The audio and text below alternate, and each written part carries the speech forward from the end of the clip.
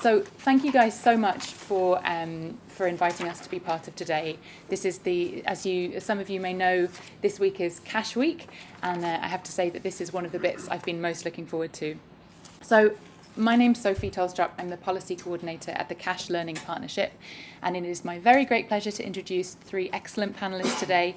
We have Joe Burton, who is a cash and market specialist at the ICRC.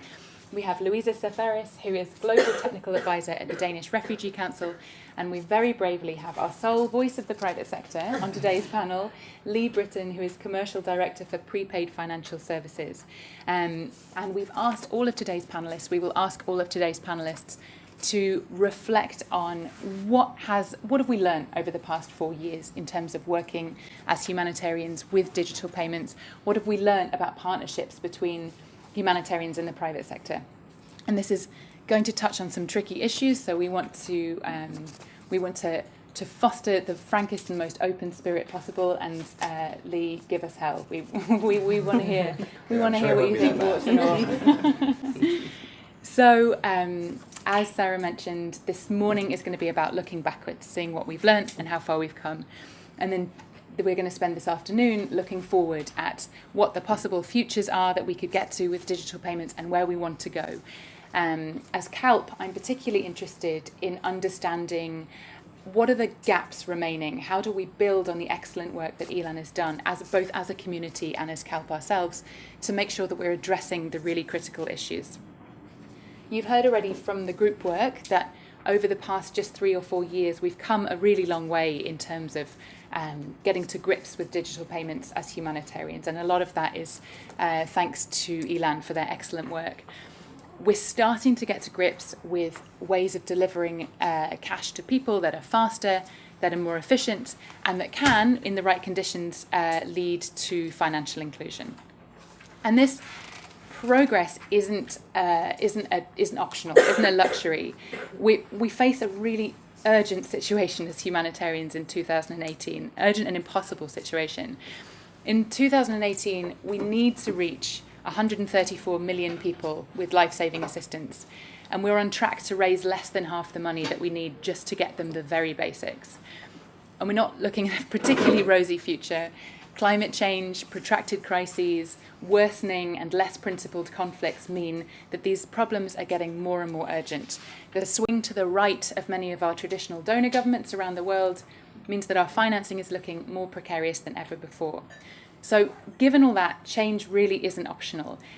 And it's obvious that we need to be drawing on the best ideas, the best brains, the best technology, the best partnerships that are out there in order to deliver better for people.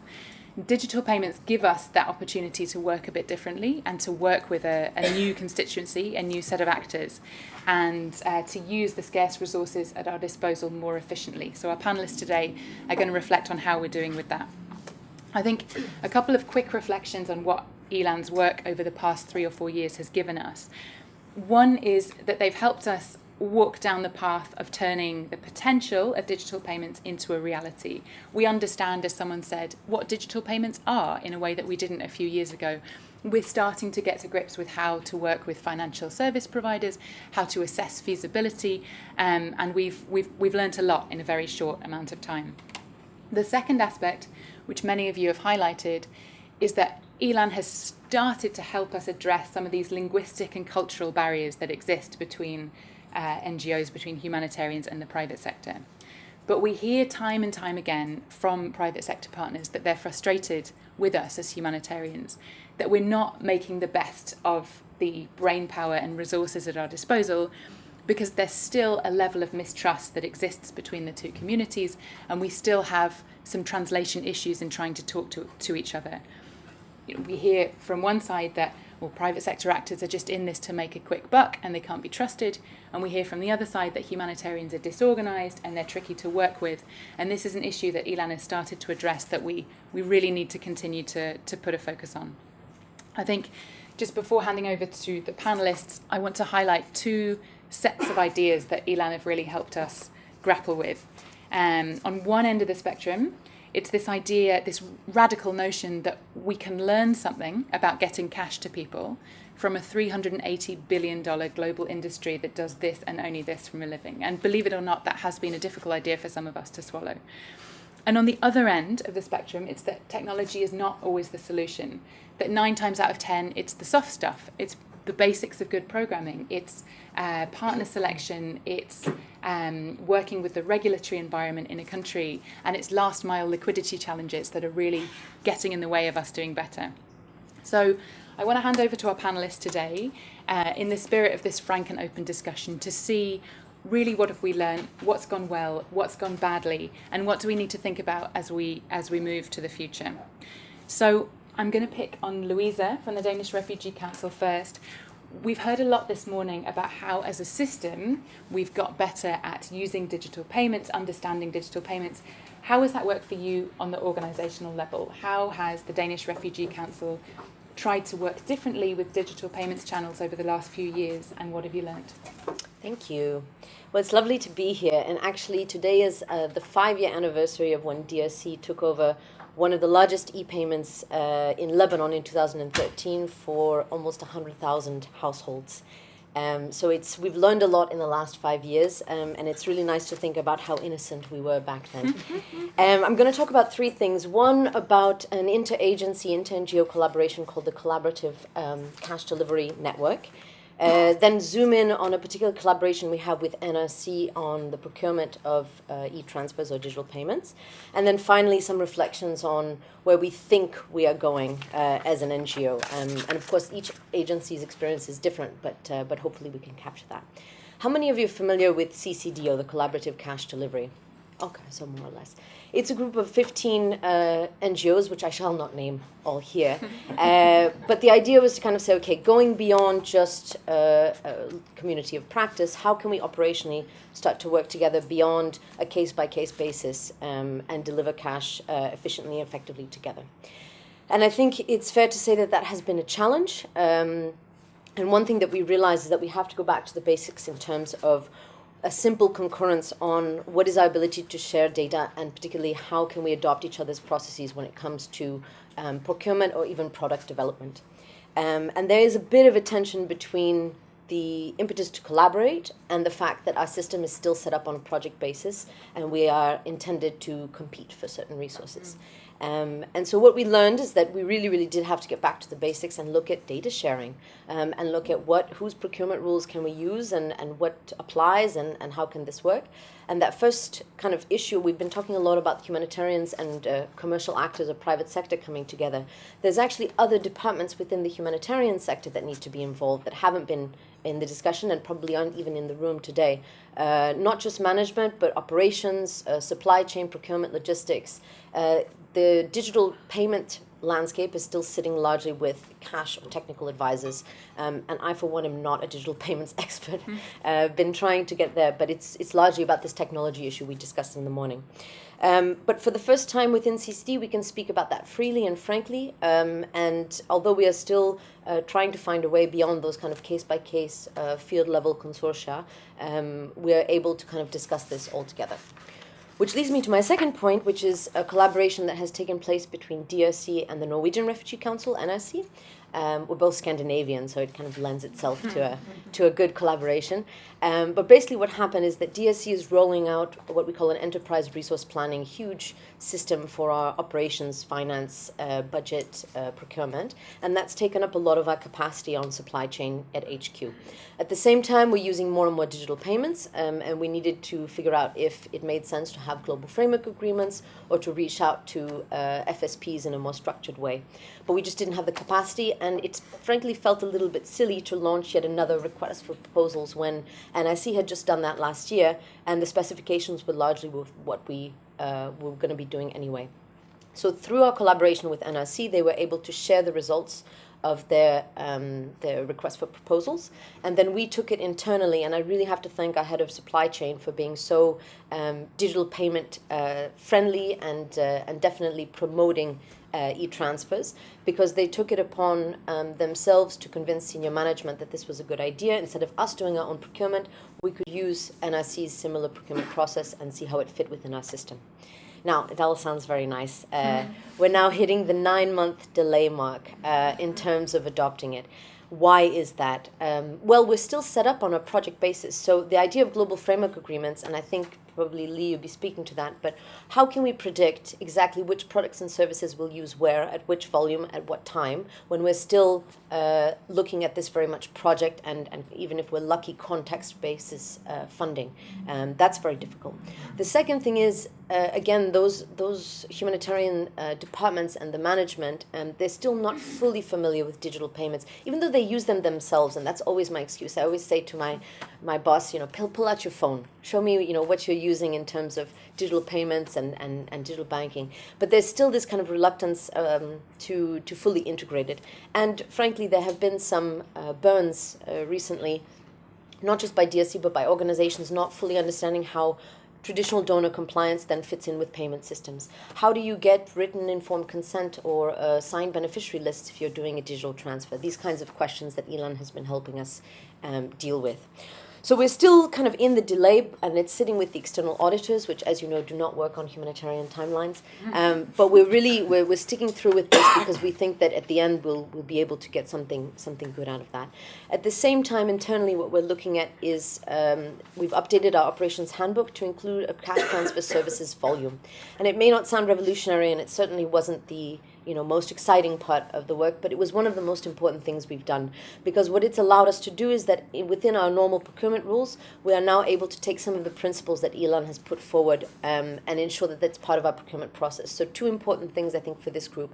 One is that we are starting not with a request for proposals, but an expression of interest, which allows field teams to say, I don't know what the ecosystem is, I don't know what the payment landscape is. They can send out this EOI and figure out what's out there and what could be potentially working in different areas for different groups. And the second thing is that under these new guidelines, effectiveness is more important than efficiency. So if a field team can make the case for a payment system that can go the last mile or can reach the most vulnerable, they can choose the system that may not be the cheapest. Of course, there has to be documented justification, but that's kind of where we are. So then finally, I'll walk you kind of through where we go from here, more about asking the right questions than having all the answers. We had a recent internal audit, and there's nothing like an internal audit to get people interested in looking at cash and particularly digital payments. And so what we've done recently is a cash mapping on where we're using cash and how we're using cash. And just briefly, I'm very happy to report that the use of physical direct cash distributed by DRC field teams is going down. And it's very much on a case-by-case basis in certain contexts where it's just not possible to do digital payments. But the digital payments are on the rise, and that essentially almost half of DRC's operations worldwide are using cash as over 50% of their portfolio, with different kind of sizes of the portfolio. And all of them have some kind of digital payment, which is great. That's also very daunting, because that means we've got a proliferation of e-transfers. And for an NGO like DRC, we're seeing not the big behemoth Lebanon situations. I think the exceptions are Iraq and Somalia, where NGOs are delivering a large amount of cash, but together. We're seeing smaller cash programs, but more of them. So what does that mean? Yes, it's great to have a global framework agreement, but then you also have to find local solutions. And that means then ensuring that teams are familiar with the local ecosystems and that they've really understood who are the people of concern and what are their experiences with digital payments. So in summary, where we've succeeded, I think, is that, as we said this morning, e-transfers, I think, are more accessible to field teams and to people of concern. As we see expanding markets, 5 years ago, Darfur was off the grid, and now you can WhatsApp with someone sitting outside of Janina, which I think is quite impressive. I think we have a better understanding of how people in crisis handle and interact with financial services, and we are trying to incorporate that in kind of the routine compliance and procurement procedures for our work. And I'll just give you a brief example. In Uganda, what they're doing there is they're looking at, okay, we need to deliver emergency cash. So what's a fast way to get cash? And they've got these cash vans or cash buses that a bank can then help and do an over-the-counter service. At the same time, they're looking at digital payments then as a vehicle for financial inclusion. And yes, it takes longer to register people for a mobile account to be able to receive mobile money, but that is then considered as plan B. So get them some cash urgently to meet the needs, and then let's think about a mechanism that makes sense for them in the future. And then finally, what we've learned, I think, is just to hammer that point home, that we need people who are not in this room involved in the discussion, particularly operations, finance, so that they see the direct link between their work and the people we're trying to work with, which is not often the case when you do an in-kind procurement and they're sitting in a warehouse or sitting in an office. And then finally, I think we're kind of e-transfers and digital payments are making us face our identity crisis as NGOs. So we still need to be the first responders in many situations. But it's not the business as usual where we're going to, I think we had this conversation when we moved from talking about cash as this kind of extreme thing to kind of business as usual now. Now we're looking at digital payments and saying, do we really understand how these systems are working? And we do actually need to rethink our operational models. But as we strive for more efficiency and the best value for money, we can't lose the human aspect, the humanity of it.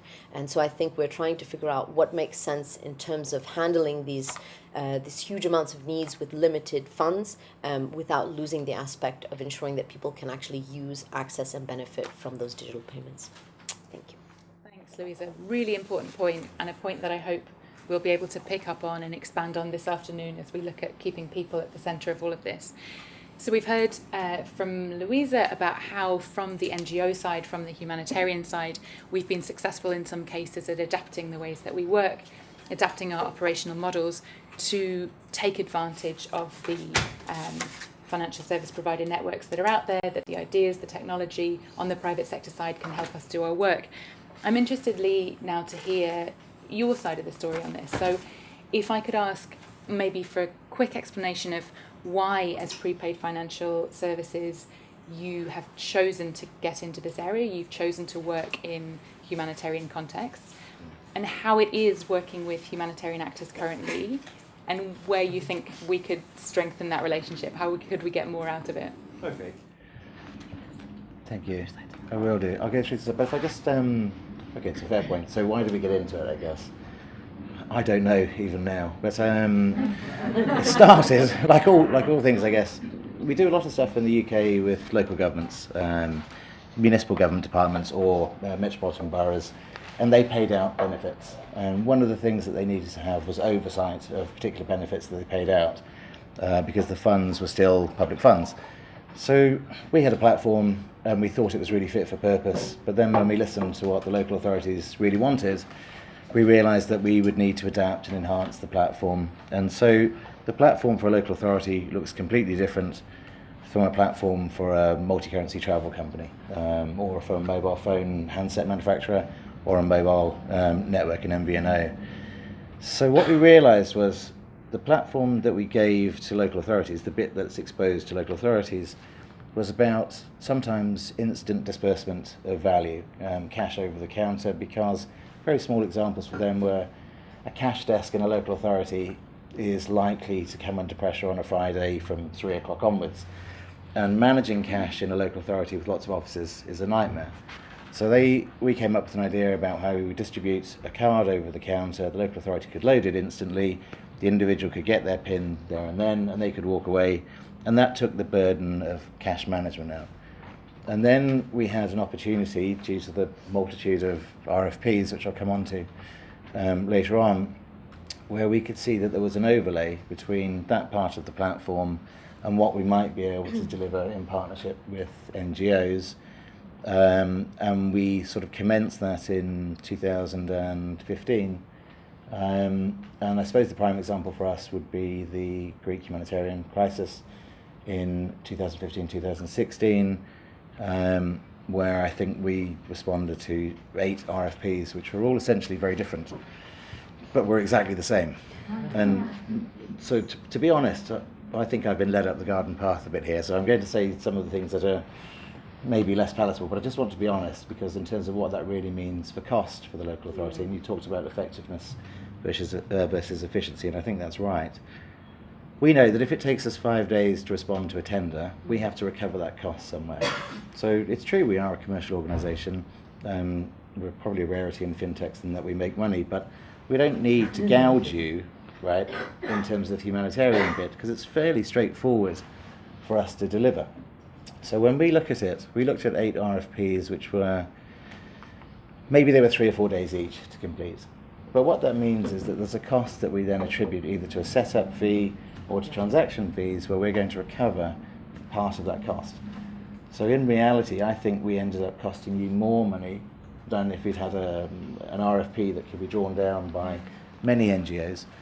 And I think that would have given you greater efficiency. It may not have changed the effectiveness argument, because the delivery of all 8 programs was substantially the same. There were minimal differences, and it really didn't justify the 8 RFPs that went out there. So it's not a complaint, it's the reality of a situation, and we recognise, part of that. What we didn't know is what we didn't know.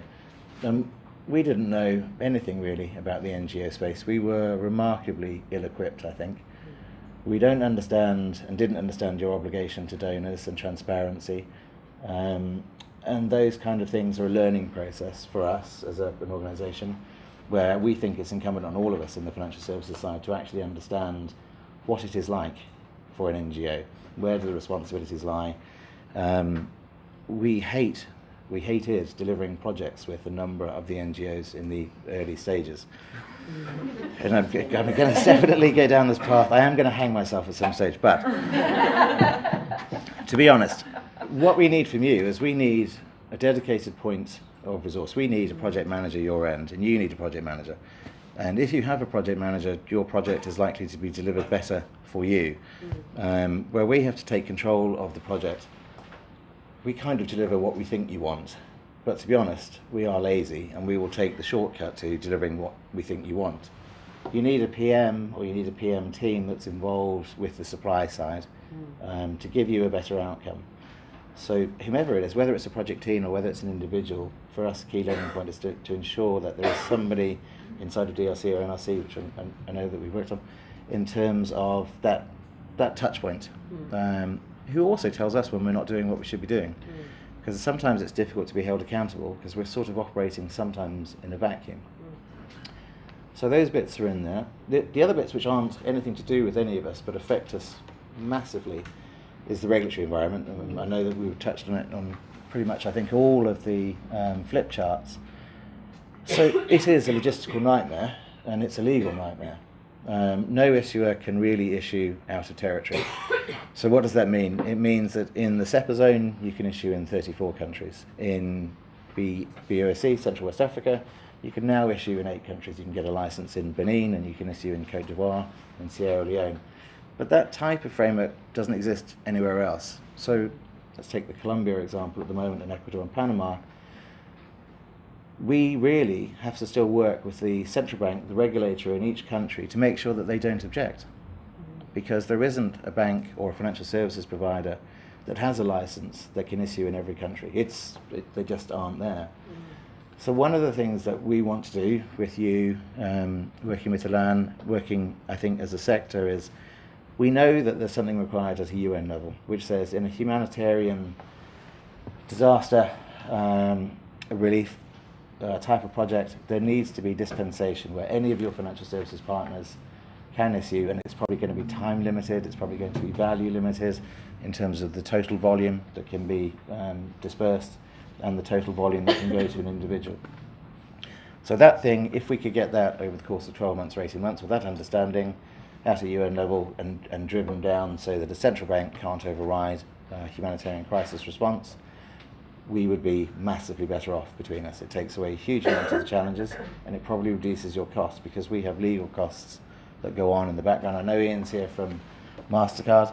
MasterCard, for example, have worked really, really hard to try to overcome that. They recognise that this is an issue, and they've come up with a humanitarian construct product, which in our speak is a programme, which allows us to be able to do that. And the most recent example was the dispensation we got from Franchise in New York, to be able to issue on behalf of a number of NGOs for Colombia, Ecuador and Panama for the Venezuelan crisis. That was hugely important, but that went right to the wire. Even though that there's an RFP that states that this is a critical part of it, we have to believe our partner, in this case MasterCard, that they will get it through and it will be approved at a franchise level. But that took an awful lot of lobbying, almost up to the extent of it was 11th hour in terms of being able to do that. So we recognise that's an issue. The other issue that we know that's come up a few times on responsibility to donor, etc., is donor currency. So just to be completely honest, there is one global currency, and it is dollar.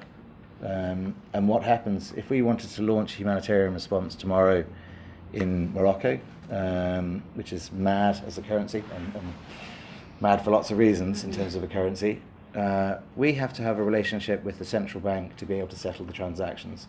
Well, what will happen is we'll actually be called to settle in dollar. So although we might be able to load the accounts in dirham, we will end up settling in dollar, and we, between us, will lose out. So global settlement, issuing in particular countries, puts lots of onuses on financial services providers. So to be able to launch in Colombia and Panama, we would have to service that as a US dollar transaction.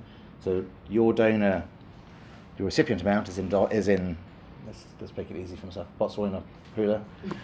We will have to settle that in dollar. So we won't be able to report back to you in the transaction currency. We will be able to report back to you in what was cleared, and that will be 0.2 to 0.4% worse than the rate between Pula and dollar at that time. We didn't recognise that was a problem, and we sort of understand a bit more now in terms of why that might cause issues for your transparency with donors, etc. So those are the bits. And now I'm going to run out of time. I'm going to say the last bit, I think, on this bit, which is also some of the RFPs. Technology is really, really easy. Actually, it isn't very difficult at all. We do something really straightforward and simple. If there's value on an account and there's a terminal that works, it will decline or authorise depending on the amount. So it's really, really straightforward. We build lots of clever things that you won't ever use, right? You don't need them today, but as you drive forward, talking about inclusion, empowerment and enablement, the card is really old form, right? So it's a 1980s solution. And we will get rid of cards before we get rid of cash. But there are lots of other really smart things, but you don't need them in the majority of the responses that we've seen, which became overcomplicated and technically doable, but actually meaning a delay in terms of being able to implement a solution. So you shouldn't make perfect be the enemy of good, and it shouldn't be the enemy of timeliness either. So there are compromises in terms of an effective solution and how you deliver it. We have a better understanding of your needs now, and in terms of what the product might look like in a year's time. And I'm sure we're not the only financial services provider. There are loads of really good financial service providers who are really smart people and have got really smart bits of kit. But you probably only need a fraction of what we really have under the hood.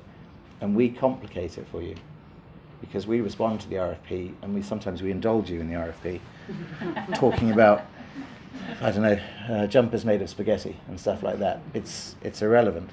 And this promises the last one. The May meeting in Brussels was probably, for me, the most worrying meeting I've ever been at. With the ECHO meeting. And I'm going to say this, I think. When you guys talk about the last mile, we think it might have been a film, right? And you talk about delivering it. When we're then asked by various organisations about, well, why wouldn't the financial service provider, work more proactively to put people in the field? That is like asking a fish to ride a bike. It's going to be interesting, but it's unlikely to work. We're massively ill-equipped. We have no desire, we don't have the mindset, and we don't have the talent to do that. It's not that we don't have the compassion, but we have zero understanding of what that really means. And I came out of that meeting thinking, going back to the guys to say, we need to think really carefully, because if this is the way that this moves forward, we will not be able to deliver this, and we will make a mess of it. That's it. That wasn't that bad. Great, and powerful words to end on. Asking us to think about the last mile is like asking a fish to ride a bike. We will come back to the bike riding fish in the questions if we can. Thank you very much. And unicorn there. Thank you. So from one hair-raising meeting to another hair-raising issue, we heard, I think, in every one of the bits of group work that people are feeling terrified about data management and data protection.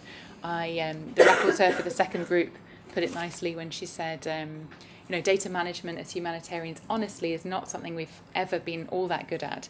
And now the rate at which we're collecting data, the type of data we're collecting, and the ways in which we're using it is expanding far more rapidly than our ability to keep up with it is. And I think Elan have made some really useful contributions to helping us understand that. ICRC have made some big strides in helping us catch up with the rate at which we're collecting data. But we want to turn to you, Jo, to tell us how this all looks from where you're sitting. How are we using data? How are we gathering data? Are we doing it responsibly? And if we're not doing it responsibly, what are the risks and what can we do about it? Okay, I'll do my best. Cash and data protection seems to be becoming my new specialist subject, and my data protection office in Geneva are extremely excited that I get asked to talk about this a lot, so I hope I do them justice today, not being a lawyer by trade. I think I've been asked to speak about two things. One is, on a very practical sense, how does the ICRC think about data protection when contracting financial service providers to deliver cash to affected people for a variety of different objectives? And then the second is to think about, well, and I think that Lee mentioned this, I mean, technology is evolving and there is a lot more out there in the toolboxes that we may or may not need to access. So what does that mean for us as humanitarians going forward?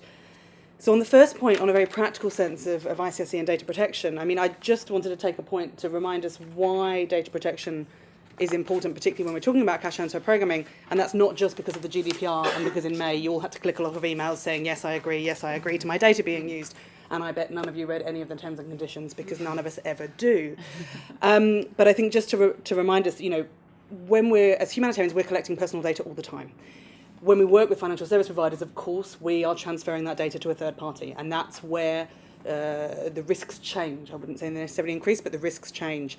And of course, there's risk both to the individual, to the affected populations that we're supporting, but also in terms of humanitarian action. Because of course, data that we collect on affected people in order to make digital transfers can of course be used for non-humanitarian purposes. It can be used for sort of marketing purposes by financial service providers for their own use, but also financial service providers all have obligations under national legislation, and we've talked a lot about the regulatory framework, and this is important that we recognise.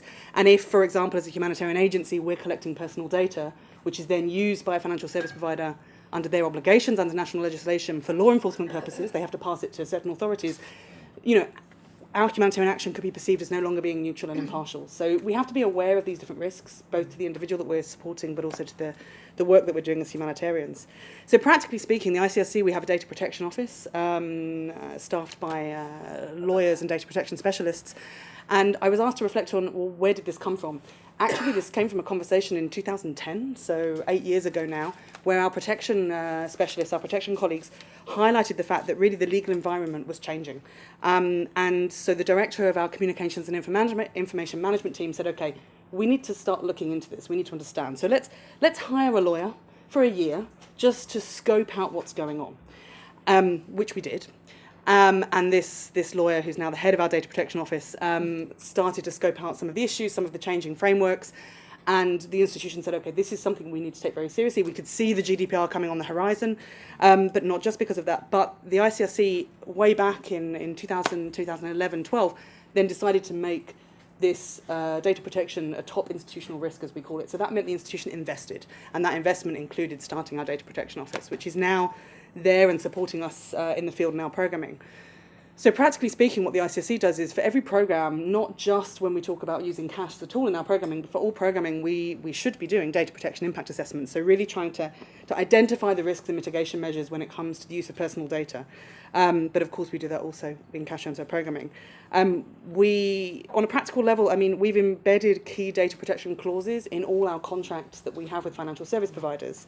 However, the reality is, in most of the contexts we're working in, when you're working with a financial service provider, they have their own standard contracts. It's not the same as doing procurement of commodities. When you do procurement of food parcels in the ICRC, we have a standard ICRC contract that we use with every food parcel provider globally. That's not the same if we're going to contract the United Bank of Africa in Nigeria, or if we're going to contract the post office in Ukraine. They have standard contracts, and the likelihood of us being able to persuade them to use our contract is negligible. So for that, we've sort of flipped the approach to say, okay, well, what is the checklist for our colleagues in the field doing procurement of financial services? What are the red flags they would want to look out for? What are the things they need to be able to understand in a service provider's contract to say, well, this, in terms of data protection, this we're fine with, we're comfortable with, this would be an issue for us, so that we can have that conversation.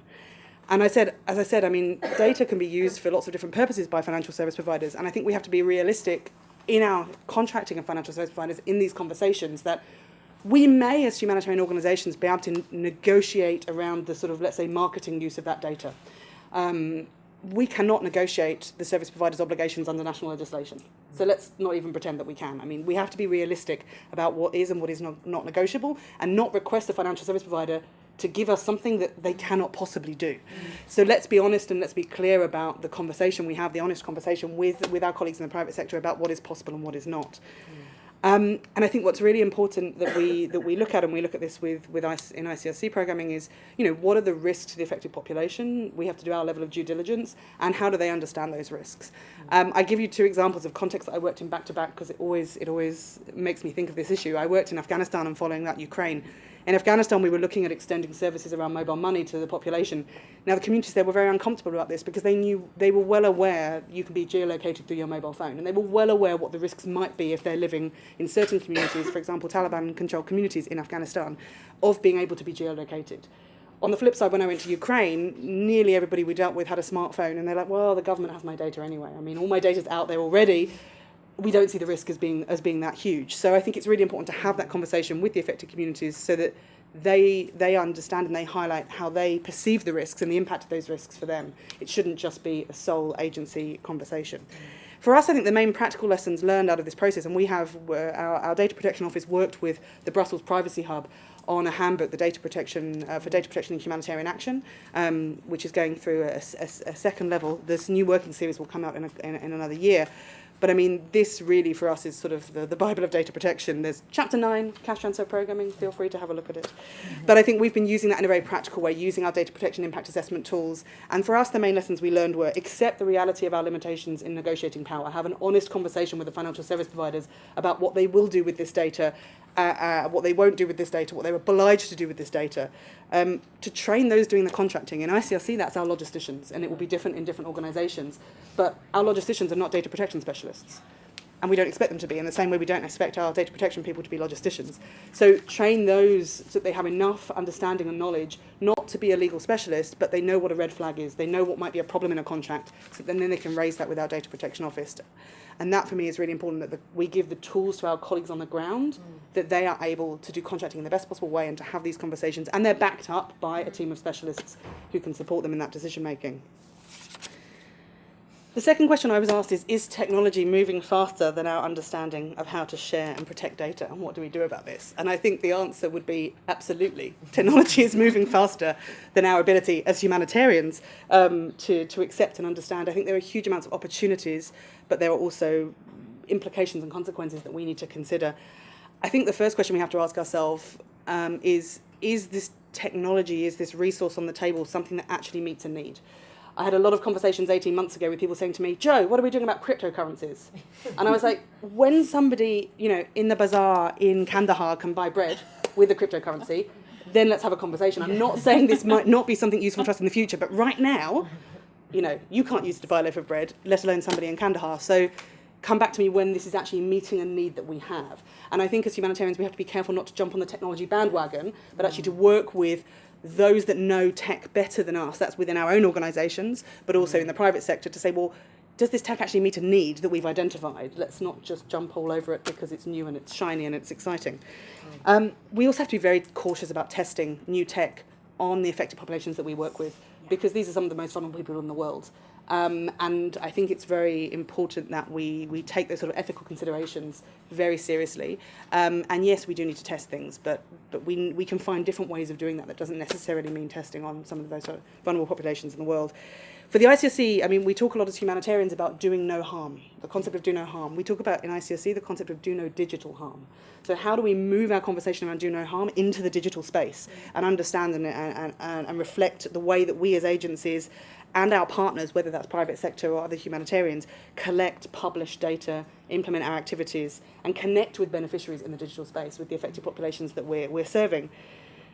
I heard quite a lot about efficiency, and I think this is a really interesting one, because absolutely we want to strive for gains of efficiency. We want to spend our dollars the best that we can to serve as many people as possible. But I think we also need to be careful in how we frame the need to balance the data protection concerns with efficiency.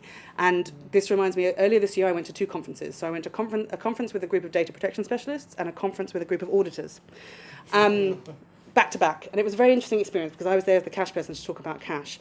The auditors love digital cash because of the transparency, because you can really trace it through to the endpoint, to the final person that receives that money. The data protection specialist is a bit nervous of digital cash because of the quantity of personal data that is generated, that is collected, that is then shared, not necessarily always in secure ways. And for me, it was really interesting to look at that. So depending entirely what perspective you come from, you will have a different perspective of the risks. And that's exactly the same for the affected people that we're working with in the different countries that we work with. And whilst we should be striving for greater efficiency, that should not be at the expense of supporting affected communities and doing no digital harm. So this is something very important. Someone mentioned earlier in the room digital identity, and I think there's been this assumption made that humanitarians should be providers of digital identity, should be creators of digital identity, and I think this is something that we need to be considering more carefully, and I'm sure this will probably come up later this afternoon. What does digital identity mean, and what should be our role in that? But I mean, practically speaking, what do we need to do as humanitarians going forward? Trying now to be a little bit practical. I think there's a number of things from the lessons that we've learned as ICRC looking at data protection in all of our programming, but specifically in cash transfer programming. One is really this balancing the scope and scale that we want to reach, this efficient.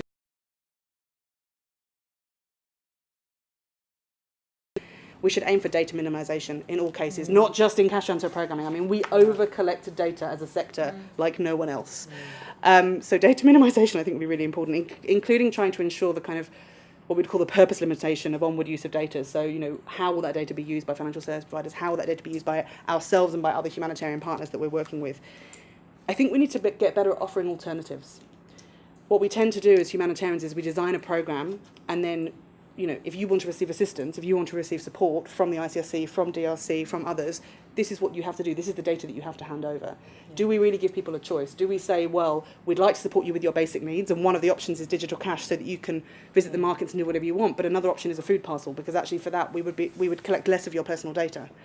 Do we really ensure that those options are there? I mean, the ICRC in Ukraine and the government-controlled territories, most of our emergency response programming is cash. There's one village with 20 elderly people, all over the age of 80, who've said to us, we would love it if you gave us cash, but there is no one in our community that can help us get to market. There is no transport, so we'd rather take the food parcels than the hygiene parcels.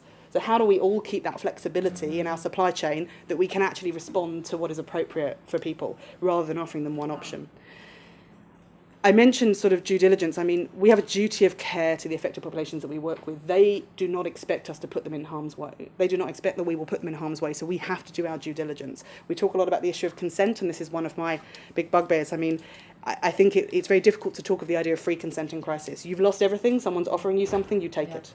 The idea of consent in crisis, from a legal perspective, is a bit of a misnomer. And the same with informed consent. If you look at the GDPR, I mean, who here had to click on 50 million emails in May to say, I accept all these new terms and conditions? Who read them? No one. I mean, the issues are so complex, and here I'm not talking about people's literacy, where they come from. The issues are so complex that unless you're a data protection specialist, you won't understand them all. So again, the idea of informed consent and people really truly understanding the risks is very, very difficult for us to consider.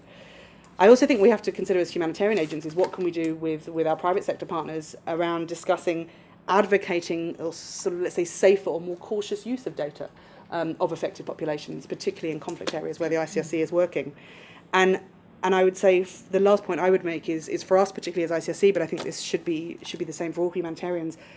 Digital proximity does not cancel out the need for physical proximity. And this is, you're talking, Lee, about the last mile, you're talking about that face-to-face, boots on the ground, talking to the communities, because that is what we do. That is the core of our work as humanitarians. And so whilst I think the ability to move cash, digital cash, easily and quickly to people, that doesn't stop us needing to go in and assess the needs, to talk to communities, to understand the protection risks, and to support them through their journey to recovery, not much of which can be achieved remotely. So we need to remain on the ground with people. Brilliant. Thank you, Jo. And I'm so glad that you ended on that point, because it's been a common thread through the three presentations, which I want to pick up on. I think this idea that you've all raised about the need, as we use more digital payments, to work better with the private sector to access their resources and networks, while at the same time keeping the core of what we as humanitarians do and what we need to continue to do best, keeping the humanity and the proximity in there. So just to probe this idea a little further, I want to go back to that terrifying meeting you had in Brussels, which I think I've had many in Brussels. If it's the meeting I'm thinking about, this is part of I think ECHO in particular's push to make sure that as we deliver cash, as we deliver digital payments, we're really segmenting our roles, and that we're handing over the delivery role to an organisation that is best placed to do the delivery, and the NGOs are concentrating more on needs assessment and working out has the delivery of cash done what it was intended to do. So all of this suggests to us that one version of the future is a version of the future where private sector actors are playing a more active and a more strategic role in humanitarian action. And I think there's lots around that that's very exciting. And then there's lots around that that can initially feel quite threatening, because as you both say about this need to keep the central role of humanitarians as what we have always done and what's enshrined in the principles. And I think you both raised some really interesting issues about an understanding of what the other party can bring to the table. I think, Lee, you said that through the sort of friction of us not working with the private sector as well as we could, we're actually creating unnecessary costs. Your bicycle riding fish reminded us that it's actually humanitarians that work on the ground with affected communities that are a better place to start to think through last mile challenges. And then on our side, we've heard from you, I think, that because we're not as joined up as we could be, because we struggle even between organisations that know each other well, to join up and organise our ask better, we're creating friction there. So all three of you have raised some really valuable lessons that you've learned over the past few years in understanding what the other type of actor brings to the table, and therefore adapting our ask and adapting the ways in which we work. How can we speed up that learning? How can we make sure that what you've learned is kind of influencing the wider community, and how can we reduce that friction going forward while still keeping our core roles? Okay, so it's a fair point. So just to recap on the May meeting was, I think for me, was interesting from that perspective, interesting and challenging and like worrying, I guess, to be honest. So because we're just a financial services company, we're a technology company that kind of pretends to be a financial services company, to be honest. So we like building things, and it goes back to the earlier point as well about sometimes you build things and it's a solution looking for a problem, right? And that's common in technology. But we know what we don't know in this bit. We know nothing about it. So we know how to run a technology platform, we know how to act as a regulated entity, we know how to work with MasterCard, and we know how to lobby central banks in various jurisdictions. We know nothing at all about working with people of concern or assessing a situation. So the bit we can add value in is in streamlining technology, streamlining delivery, guiding you on the regulatory requirements, indeed coming back to things like the KYC, maybe even here lobbying HM Treasury in the UK, which has a ruling, which does allow you to issue cards to people on the sanctions list, but you have to apply for it retrospectively, and we think that should be the wrong way around. That's the wrong way around for humanitarian crisis, where we should be able to issue to all and then report on sanctions. I know that's still a sensitive subject in terms of that data, and you're absolutely right. It's one of the things that definitely keeps financial services companies awake at night, is what don't we really know about the end card user. That's how we see them. We see them as an end card user and a liability for us to the central bank and to our regulation and our status.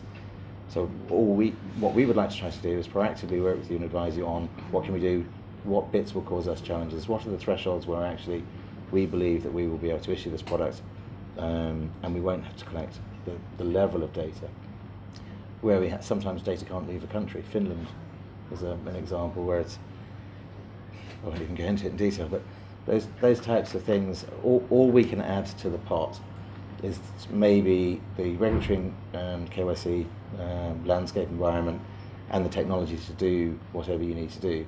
But we would also try to advise you in terms of streamlining the technology for deployment. Maybe we haven't done enough, I think, in terms of telling you what else is under the hood and how else it could be better deployed. And that's something that we should have taken the opportunity to come back to say, actually, maybe a better way of doing this would be from the technology perspective, whereas we don't know what the need is on the ground. So we probably have been too distant, I think, and we could have been much more proactive. And that would be a learning point for PFS, and I think for many of the suppliers in the space. Thanks. And I think the other side of the same question to Louisa, I mean, you've talked about how over the last several years, through learning about this particular interaction, you've been able to reduce the friction. What are the key bits and pieces that you wish you'd known 5 years ago that have really made a difference? I mean, I think one of the things that we didn't realize 5 years ago was that we could actually look into product and service development with our commercial partners. So instead of just contracting the way you would a food parcel or whatever, here are the specifications, here's what we want to put in it, we said we're facing this problem. And we were very lucky. I mean, those of you familiar with the Lebanon situation, we worked with CSC Bank. And it turned out to be a lovely group of ladies who taught the humanitarian organizations a bit about customer service. I mean, they had refugees coming into their headquarters in Beirut offering them coffee, and until the issue was resolved, they wouldn't let that person leave. And at the same time, you had overworked NGOs with 5 mobile phones that were supposed to be hotlines, and they didn't even know how to answer the issue. So we started this exchange because neither of us really knew what we were doing, frankly, but we had this imperative to get assistance out on the ground. So, for example, the partner shall remain nameless, but they had a partnership with another financial service provider that we had unknowingly tried to work with. And we didn't know enough about the contracting process. And this goes back to the kind of unsexy bits of this, but making sure that our colleagues on the ground feel empowered enough to ask questions and know where the checklist and the red flags might be. And this other company had put kind of a very strong, let's say, red flag or what do you call it, red line on checking the beneficiary list against the terror watch list in this particular part of Lebanon. And we learned through our partnership with CSC, which was much more open and exploratory, that in fact they didn't have the right to do that we could actually get around that, or we could be putting in different issues. So I think having that conversation and understanding that the fish should not ride the bicycle, but perhaps the monkey riding the bicycle should not get into the water. I mean, if we can understand that we take the analogy too far, but if we can understand where we're coming into that, and I think one of the things that we've been discussing with donors like ECHO, who are looking at the larger programs and the efficiency, and we understand where they're coming from. I mean, they're facing issues from their constituents in terms of greater efficiencies and transparency, whatever. That might work for, let's say, 70 or 80% of the caseload. In a particular crisis, usually protracted crises, refugee situations. In places like Ukraine, you really have to go almost village by village because it might be different in terms of access and profile. That should be our job. Now, I'm going to be perfectly frank, that's not very marketable for humanitarian organizations. We're used to looking at a project where we say we're going to assist 500,000 people, used to be food, then vouchers, some now cash, and we're going to work with PFS, for example, and that's how we're going to deliver it. Now it's kind of saying, well, we're actually going to assess this geographic area, and then you can come in with your commercial partner who will deliver the cash, but we've got this 20% that can't use that. And so it's a new operational model, and frankly, our system is not fit for purpose to deal with that. But I think that is the way it needs to go in the future, because otherwise we're putting the fish on the bicycle and the monkey in the water. Yeah, very good point. Thank you. Sorry, we're monkeys. That's fine. That's fine. And I hope everyone's keeping up with the various animals on the different bits of land metaphors. We can recap on a flip chart at the end. Yes, I think you're absolutely right. This is going to require new ways of working and untested territory, while at the same time, as we've all said, the kind of heart of this is making sure that our core role as humanitarians, our core mandate, continues to be fulfilled. And I have on my right Joe, who works at the home of the humanitarian principles, and ICRC, as sort of the bastion of humanitarianism. From your perspective, you've mentioned doing no harm, you've mentioned putting the needs of the people we're trying to reach at the centre, and then using technology and using partnerships with the private sector as an instrument to get there. How do we make sure, leading into this afternoon's session, how do we make sure that we're getting that right and that we are using technology and not the other way around? That's the $1 million question, isn't it? That we're all struggling with in the room, so don't expect me to answer it on my own. We'll answer it together this afternoon. No, but I think it's about the conversation. You mentioned in the opening that there is still nervousness between the humanitarian sector and the private sector that comes from maybe lack of understanding of each other's roles, of each other's responsibilities, and I think starting the conversation with a recognition that a humanitarian agency like the ICRC has a completely different mandate than a private sector partner like MasterCard. That doesn't mean we can't work together in partnership, bringing the different skills that we have to the table. I mean, ICRC, for example, we haven't invested in a delivery system because we contract locally with service providers on the ground that have a delivery system in that country, because we haven't seen that it makes sense for us to invest in creating delivery systems that already exist. Now, when we want to talk about efficiency, maybe we want to talk about more global framework agreements and global contracting, but I think our position has always been to say, well, in Ukraine, we have communities living in, across the front line, and actually some of them can access the post office, and some of them can access Oshad Bank, and some of them can access a different private bank. So we need to focus on the solutions that are familiar to people, that people are comfortable with, particularly in crisis. It's slightly different if you're talking about longer term development programming and wanting to increase financial literacy, financial inclusion in the longer term, but in a crisis, you want to work with things that people are familiar with, and so that they feel comfortable using them, they feel comfortable accessing them. And Ukraine, I use this as an example because we had contracts with 3 different service providers, financial service providers, based on their accessibility and familiarity with the population, and vice versa. And we talked to those communities on the ground and said, well, who do you normally access financial services with? Where do you pick up your pension? Where do you pick up your child benefit? Where do you get your salary? And then we reached out to those service providers that had that access and proximity to people on the ground. And so I do think there's something around sticking to what we're good at. And it's not that we cannot invest in technologies in the humanitarian sector, but if technologies already exist, platforms already exist, we should be working to partner with those platforms rather than investing our resources in developing new platforms, because it becomes a duplication. But I think this is also a challenging conversation, and we have this with a lot of the donor colleagues around striving for efficiency, because when you're working on a country by country basis with different financial service provider contracts in the same country, this may not be as efficient as having a single provider in a country or a single provider regionally or globally. An interesting example with the Red Cross Red Crescent movement is actually the American Red Cross working with partner national societies across the Americas. They actually have a relationship with Visa for prepaid cards. They can get loaded up and sent out within 48 hours after a crisis. But slowly they're getting rid of that, because as the Belize Red Cross, as the Nicaraguan Red Cross build their own contracts with local service providers and local banks, who are often back-end supported by global providers, there's no need for that regional framework agreement anymore, because actually there is a service provided by the national bank or the national post office or a remittance company or a mobile money provider.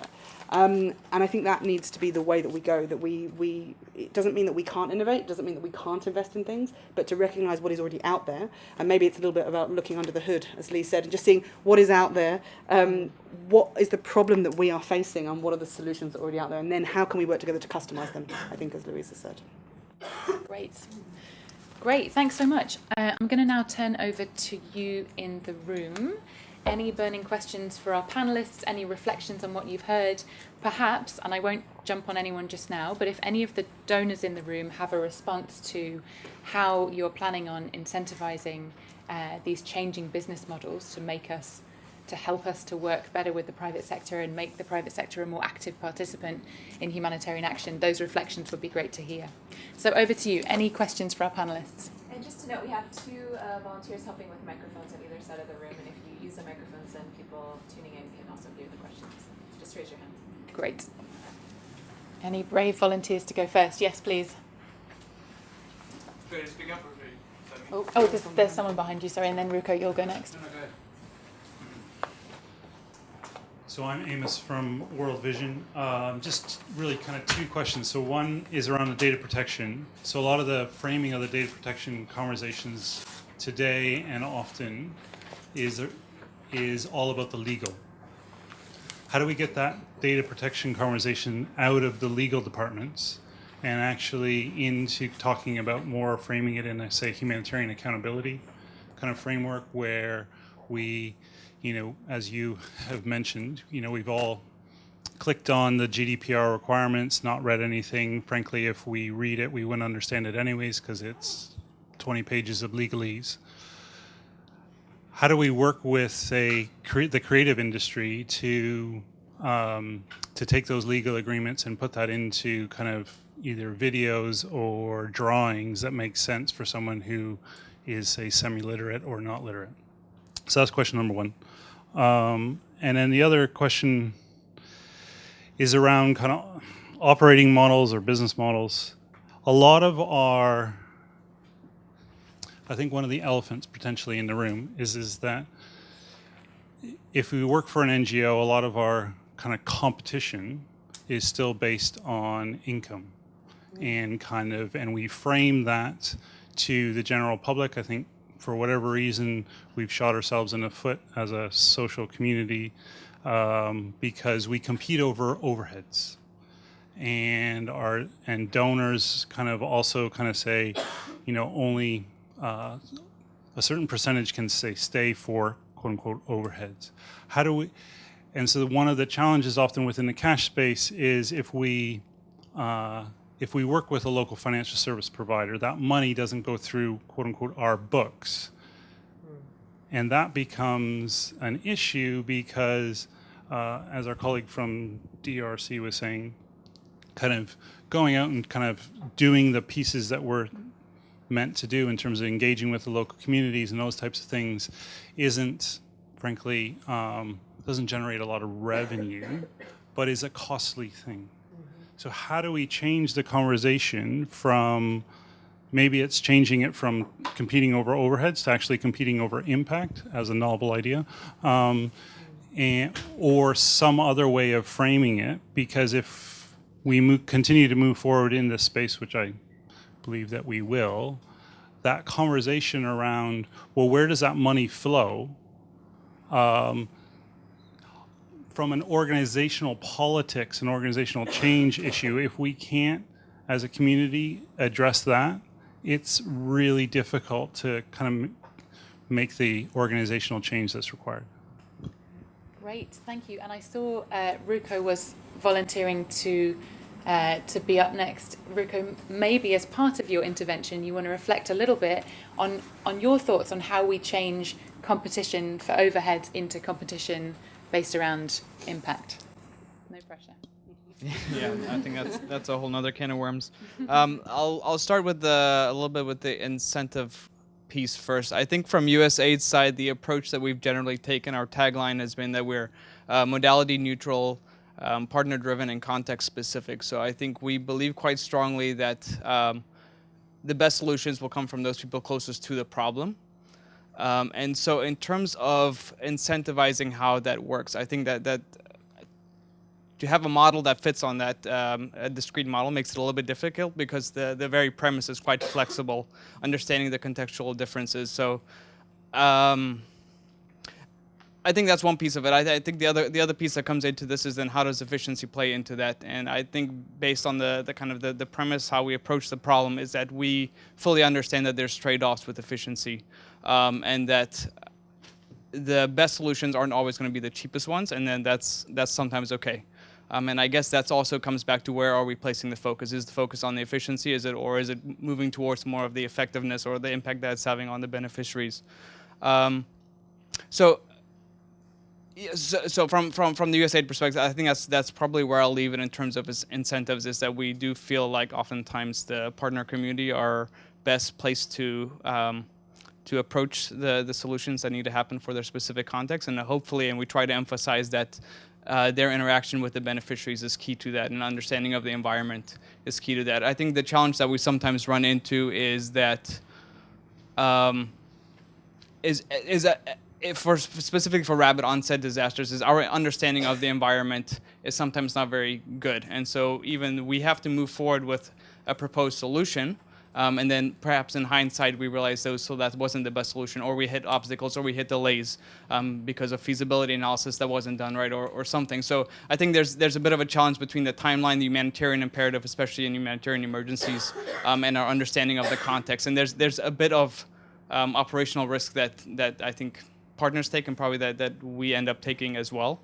And that's where the role of preparedness, I think, comes in, and that's been a bit of a focus for us at USAID. Is we've had a couple of pilot projects where we've tried to better understand the context where we see recurring crisis or kind of more protected crisis, and make sure that we understand that ecosystem better from the start. I don't know if I'm best placed to touch on the overhead question, which is a touchy one. Yeah. Certainly one that merits further discussion. Thank you so much. Just before we take the next round of questions, Louisa, I wanted to turn to you on the same issue that our colleague from World Vision raised. You touched on this earlier. this demands a new paradigm, this demands a new business model. And as you say, as you've both said, it's a business model which has critical parts of the equation that are quite hard to sell, that are quite hard to package.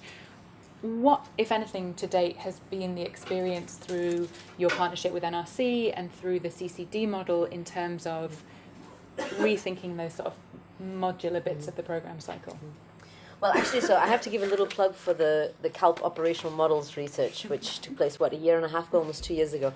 Because one of the findings there was that it's the formality of collaboration doesn't necessarily lead itself to better collaboration. So this partnership we have with NRC is entirely a gentle man and woman's agreement to work together. There's nothing formally signed on this particular, let's say, procurement issue right now, because we don't have any implementation. And likewise, the collaborative cash delivery network, there's the Response Builder platform, which is looking at operationalizing cash programs with a number of partners, but we're a network of agencies who have committed to working together. So I think that's important to say in terms of the fact that we're still struggling with the reality that it's project-based on the ground. And that makes sense for a lot of reasons, right? We don't having these kinds of alliances at global level, one thing that we're exploring is this idea of preparedness. So could there be a way, instead of funding preparedness for each and every organization, and I think there was a comment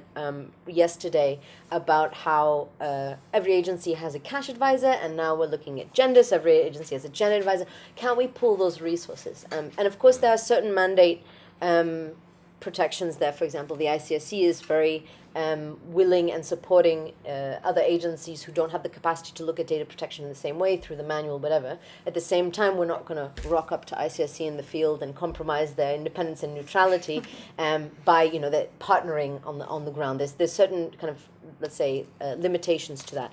But I think we have to go back and look at how we measure success. And so Amos's point about instead of competing over overheads, could we compete over impact? What does impact look like? I mean, in the same way that information management and data protection have come up as important issues, we're also looking at monitoring, evaluation, accountability, and learning as the kind of the new thing. But do we really know how we're going to measure that success? So I think we actually have to turn that discussion on its head. If we say it's not about the money that flows through your organization, but what you contribute to a broader response, I think that's a question that we've been trying to raise for a while. So looking at, like we will this afternoon, at the user journey and how do people perceive the assistance that they're receiving is one way we can think about it. But frankly, we are still organizations that need to run and function, and we are still separate entities. So I think that we are in a bit of a growing pain right now between recognizing the need to work together and to pool those resources to be more efficient at the same time, so that we can respond in crises where efficiency should not be the number one thing, and we have to look at the effectiveness. But we still are individual organizations, and we have to find where we fit within the operational models. Yeah, it's such an interesting question, and I think, again, one that we'll have a chance to pick up on a little bit this afternoon. I suspect there'll be some more questions in the room around this issue, but let's, before we open back up to the floor, turn to you, Jo, on this data protection issue. How do we move the conversation from a legal conversation to a conversation about accountability? How do we make it real for people? Well, it's never going to move entirely out of a legal conversation.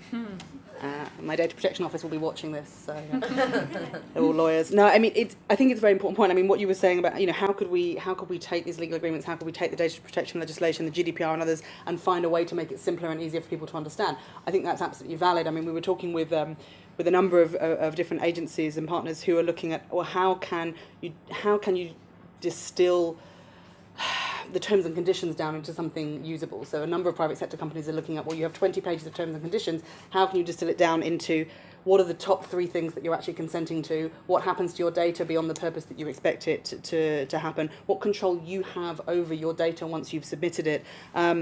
And how long your data will be stored, for example. There was a very interesting example a couple of years ago of a private sector company that will remain nameless that just for an experiment, basically in the middle of their terms and conditions added a clause, by signing by agreeing to this, that you're giving away your firstborn child. 100% of people over the month that they tested this gave away their firstborn child because nobody reads it. Now, if you have 20 pages of T&Cs and actually you then have dialogue boxes that pop up and say, what you're consenting to is this. What, this is how long your data is going to be stored, and really pulls out the key points. This would already be helpful. But I also think, and we're very cautious to be careful around the concept of consent in crisis, both informed consent and free consent. So whilst I think we definitely need to be making this more practical, I am still, and as the ICC, we're still not very comfortable with the idea that just because someone signs a piece of paper to say they consent, that doesn't take the responsibility off of us, of humanitarians, of doing our due diligence. Again, yes, there are issues of literacy, but I'm talking about the people in this room. We would all find it extremely difficult to understand the GDPR in detail. So even distilling it down into the sort of simple details, it's not about necessarily people's levels of literacy, although that absolutely plays a factor. So I think, being as practical as we can. One thing on a very practical basis when we're working with different financial service providers in context is working with people's existing financial service provider. Many people are already connected to, a lot of the affected populations we work with in Kenya already have an account with Safaricom. A lot of the communities in Ukraine already have a post office account with Ukra-Pochta.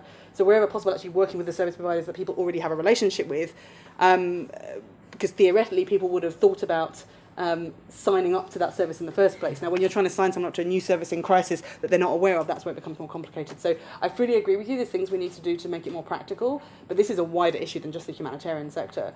This is something that we all face on a daily basis. We just don't necessarily perceive the risks to be very high for us as individuals of giving away our data, although possibly post-Cambridge Analytica, a few people have closed their Facebook accounts.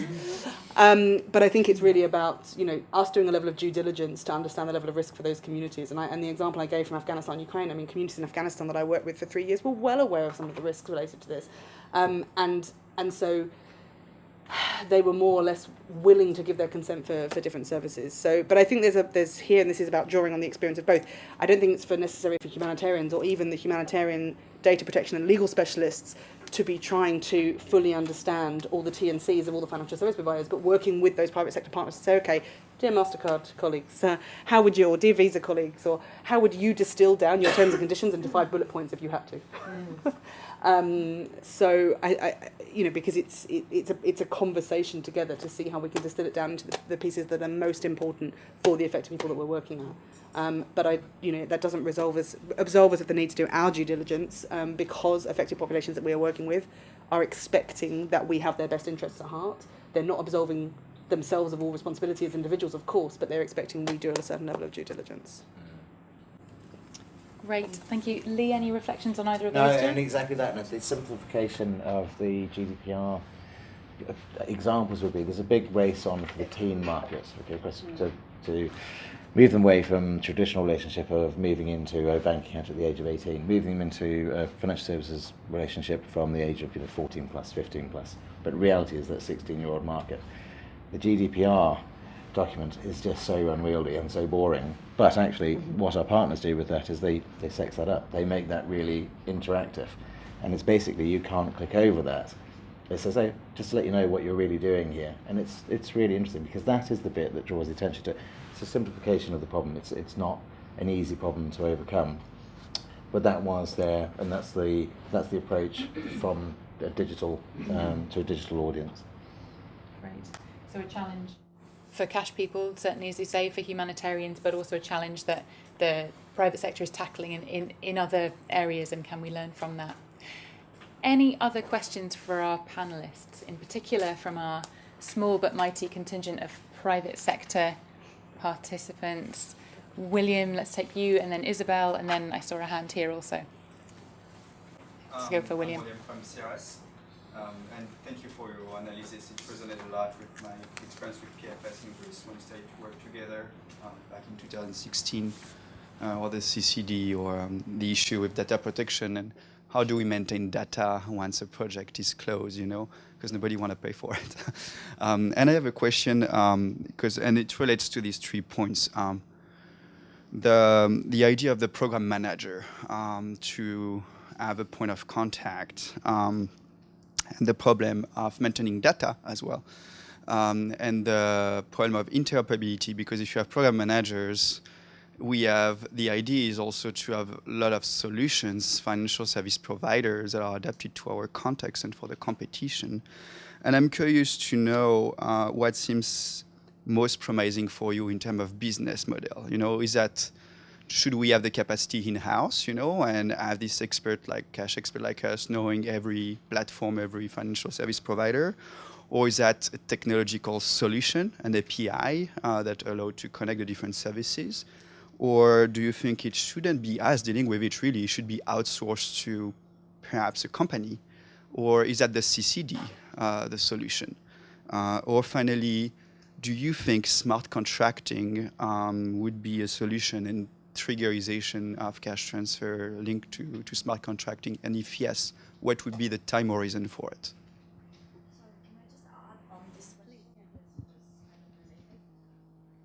Sorry, I'm Elena. I'm an independent consultant, something. So I just like the beginning of this discussion started with Ian talking about trust and common languages, and ended with Lee talking about how can and Louisa, how can we reach the last mile when we don't have talent also on the ground, and William, we're just talking about business model. What is the level of contamination between private sector and NGO, UN agencies, and so on, in terms of talent and human resources? And if so, what is this level? What is the pros and cons of saying, okay, I hire an expert in humanitarian because I'm MasterCard, or I hire an expert in technology and digital payment because I'm an NGO? Thank you. Come on to both those sets of questions in a second. Isabel, I think I saw your hand up. Let's take Isabel's question and then move to the panel. Hi, I'm Isabel from CALP. My question is very much in the same theme as William and Elena's, and it's actually maybe a call for help to you, Lee, and picking up on this theme of collaboration rather than competition. So what opportunities do you see to collaborate with other service providers to help us better understand, the constraints and opportunities that you operate in? That would be brilliant support to us. So if I start to go back to CRS wasn't one of the nightmare projects. Start from the beginning. Start from the beginning of it. So technology companies now much prefer doing API solutions. What we really want to do is none of the work. Okay, and that's the truth. What we want you to do is to be able to configure what a platform does, what it looks like, and what we want to do is expose as much of that as possible to you, so that you can launch quickly, dynamically. And that's where it comes back with MasterCard and Ian and Cecilia in the room about, and I'm sure Visa have it as well, but in terms of the construct for humanitarian relief, the latest lobbying all done, which comes back to give us a product which is kind of fit for purpose. It's not going to be fit for everything. It's not a one-size-fits-all, but it gives us a humanitarian construct which at least allows us to hit a lot of the pain points. What we want to do as a technology company is to give you access to our technology platform and you design your own program. We will guide you through that. What I'd rather do is spend the time in investing between us in training and familiarization so that you run your version of the platform. So it's a bit like an open source platform. And you configure it, you decide what the limits are. We give you the controls in terms of what this should be. And that enables you to have far greater control. And it goes on to the earlier point about, I think, preparedness as well, in terms of you're ready for action then at that point. You are ready to go. We're not holding you up.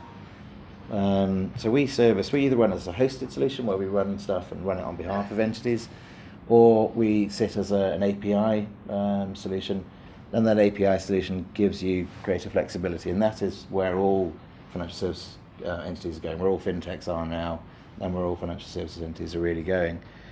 And that's going to give you the greatest amount of flexibility and control. And it should really essentially start to erode your cost in terms of what a setup is, what's an establishment to do it. The familiarization aspect is probably interesting as well. I've never really thought about it on the supply side. And now I am going to think about it. And I'm going to think that it's a good idea. And it is a good idea. I'm not sure how we would get to that point. But because there's such a commonality of APIs, listen, technology does exactly the same thing. It says, is there sufficient funds on Louisa's card? Yes or no. It's fairly binary. I need to create an account or a card. I need to put these limits on. All these are APIs. I'm convinced that actually in the background, everybody has the same set of APIs and they rub them with unicorn hair and it looks different, right? That's kind of what we sell. That's how we do it. but they're probably the same. And there is scope, therefore, to have, you almost have it's not a ring of rings, but you almost have a platform that it doesn't matter who the provider is, who the financial services provider is. That is something that you could aim towards. That is something that we could all aim towards as providers, because the commonality of that platform, it needs to do pretty much 99% of the same thing. So there is a way to be able to do that. The other bit, I think, is the service centre. The bit that we forget about as a technology company is we forget about what does that really mean for customer support. And for us, we treat everybody as a customer. So it doesn't matter to us whether it's a local authority or whether it's the UN or whether it's CSR. It doesn't make any difference. But we know that puts a strain, particularly for small tech companies, financial services companies. If you have a call centre that has 40 people, and it's used to handling however many calls per day, it's not really equipped for a humanitarian response. And the breadth of languages isn't there. We run our call centre in a really nice place back in Ireland, in a place called Navan. Your opportunity to have multi-language support out of the call centre is diminished by its jurisdiction, by its location. But actually, the customer support angle is the same. So that bit is the same platforms. Comes back to the idea, if there were a common platform, you ought to also have a shared services centre. And that shared services centre will give you a better, I don't want to call it experience, but a user experience is how we would describe it, for your recipient, for your donor recipient. And that is something that would again lower costs, and it would be a better solution than the one that we provide today, for sure. Great. You've got a question. Thank you. I'm just going to pick up on that there are a couple of questions here in both Eleanor and William's interventions about capacity, and I think both of you on either side of me today have said, we're not experts in this, and the business model that makes most sense to us is letting financial service providers do what they have always done, what they're experts in doing, and focusing on being humanitarians and doing the core of our work as humanitarians. So 8 months ago in this exact room, CALP launched the State of the World's Cash Report, and one of the key conclusions from talking to more than 200 of you about what you felt was going on in the world of cash was that, and I hope with Karen looking at me this is the right statistic, 8 out of 10 of you didn't feel you had the right capacity in your organisations to deliver cash transfer programming to the standard that you would like, and 70% of you struggled to recruit people with the right profile. To both of your questions about, how far as humanitarians are we now required to be financially literate, and does that go further? Are we required to be financial experts? Should we be swapping staff? Should we be hiring people from MasterCard? Should MasterCard be hiring people from Save the Children? Or is this something that we're better off outsourcing? Any thoughts from either Louisa or Joe on how working with the private sector changes the skills and capacities we need in-house as humanitarian organisations? You want to take the first one? I think it's a very interesting question, because within the humanitarian sector, all of us have sort of grown. I mean, every agency has its specific mandate. I mean, the ICRC, as you all well know, has a very specific mandate rooted in international humanitarian law. But over time, we do see in the ICRC, but in other organisations, that we're growing and expanding into so many different areas. And that's primarily because the world is changing, the conflicts that we as ICRC are working in are changing, the needs of people on the ground are changing, and so we want to adapt and be ready for that. I think it's a very fine line to say, well, how much capacity do we need to build internally versus where should we outsource or contract capacity externally. The example of our data protection office, which is I was here talking about, I mean, we brought in a lawyer who was from the private sector because we wanted to understand the scope. And when we recognised how much of an issue this was going to be and how many peculiarities there would be related to affected populations in conflict settings, we said, okay, this is something we do need to build capacity internally, because it's not the same. The concerns that we would have around data protection are not going to be the same as the concerns that another humanitarian organisation or another private sector company would have around data protection, because of our mandate and because of the people that we're trying to serve. So this is something that we said, okay, we need to build that capacity internally, but we need to draw on private sector experience. So recruit from the private sector into the humanitarian. I think there's other things where we've been much more comfortable with outsourcing. I mean, Sometimes they become part of the organisation, sometimes not. But I mean, our ICT services, for example, which is a core part of the ICRC, but is not sitting in Geneva in our headquarters. And we've drawn on experience from the private sector to do that. But it is a challenge, and it's a question I think we have to ask ourselves, and I think we all in this room struggle, as humanitarians, struggle with this question. Where do we draw the lines around what our expertise should be, and how do we partner? I mean, the ICRC has just launched. It's going to sound like a plug, but I mean, we just launched the next institutional strategy for ICRC for 2019 onwards, and partnerships forms a core part of that. And obviously, as the ICRC, our humanitarian partner of choice is the National Society. I mean, there's 190 Red Cross and Red Crescent national societies around the world, but we're talking about partnership much broader than that, and that includes partnership with the private sector. We're having a symposium in December on digital risk, which will very much play into the conversations we're having here today, and that's really drawing again on conversations with the private sector. But I think we will continue to struggle going forward as humanitarians to say where should we draw the lines around what expertise we need in-house, how comfortable are we to outsource certain things. And for us at the ICRC, part of that conversation is around the risk related to do we need this expertise in-house, because are the issues we're dealing with of a sensitive enough nature that we need to be able to manage that information flow, have the appropriate firewalls around the data that we have that's generated by the work that we're doing, or is this something that could be done in partnership with an organisation because maybe the issues are less sensitive? I don't have an easy answer for it, and I'm not sure Louisa will have either, but I think it's something we need to keep reflecting on, and not to stay in a sort of our humanitarian bubble where we say, well, yes, we can develop skills and capacity in everything. We can't, and we don't need to, and it's about having that organisational conversation, I think, at a strategic level, and this is what we did around data protection at the ICRC. It was flagged as one of our top risks for the institution, so we decided to invest in that. There are other things which the institution says, okay, we don't need to invest in this because we will be able to do this in partnership with others, whether that be humanitarians, donors, private sector, and the wider public. The reason I wanted you to answer that first is because ICRC is much structured than most of our organizations. But I do think there's something really interesting about the issue of capacity versus competency, which is not just a game of semantics, but this idea that, I mean, we have this issue outside of cash, right? It's the cash gender, or you have a cash person in the protection team, or a protection person in the cash team, and we just tend to do that a lot, and there's not a lot of, I think, structure to that expansion, which I think frustrates our colleagues in the commercial sector, trying to understand who's where, leaving which job, etc. But I think that's part of the advantage of humanitarian organizations if we focus on what are the needs, right? So I think the CCD question, which is an existential question we've been dealing with for the last 2 years, is one where we say we've got similar issues that we're facing as NGOs.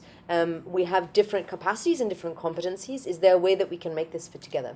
To be frank, the first 2 years, it's been very much a contextual let's say, answer to that question, saying, in this particular response, these are the actors who make sense to work there and to be present. And maybe that's the way we go. Maybe looking at how ELAN has responded to it, Mercy Corps very much consolidated its expertise around payment systems, but for the greater good, the humanitarian good. And I think that without being able to hold a crystal ball and say, yes, this is the way, we can really change, and instead of measuring overhead, we're going to measure impact. I think we can say that that's the kind of movement forward, right? Is to say that whenever our organization decides to invest in capacity or competency, we try to make it for the broader community to benefit. I mean, that's why we have KELP, for example. And the point is that then it can be accessible to a large voice which is missing here, which are local organizations, local interest groups that take place in a lot of the events that are based in the field, but obviously coming to London is a bit more difficult. And then I will just add that I think one of the things we forget, and you started your presentation with that, is that we're sitting in contexts where financial assistance has been the norm, and it's not just a humanitarian issue. Yes, the specifics of conflict and displacement when most of our organizations are working on natural disasters are specific, and there are certain considerations, market needs, vulnerability-wise, but we have a lot to learn about payment systems more broadly. In the development world, let's say the development field, I should say, and in the rest of the world, where we see financial assistance as kind of an old news. So I would just keep that in mind, that we still have a lot to learn. without overexpanding or overcommitting ourselves. Great, thank you. Let's take one final round of questions from the audience and then hand back over for a sum up. I see there's a hand down here. That's WFP. Hi, it's Sarah from WFP. Specifically, I should full disclosure, I work on Scope, which is our beneficiary management transfer platform. So one of my questions is on as we digitalize cash more and more with platforms and financial services, there's also a need to digitalize the beneficiary-facing applications and give more power to the beneficiaries, not only to choose what they're doing, but also to manage their information and provide that. And so I'm just wondering what your opinions are on the data protection angle and the other management of that, and if that's something worthwhile. Great, thank you. And Rosie, sorry, I think I skipped over you that time.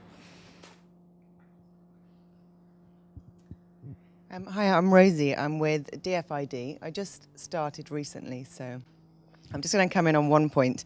On this issue of, I think, Louisa, you raised the research that's been done around operational models. We've talked a lot about what roles, whose role should be what, and I think it is trying to get this balance between the drive for efficiency, which DFID certainly are supporting and are engaged in, and I think this really necessary focus on adapting the way that we're working, and I think everyone agrees with that.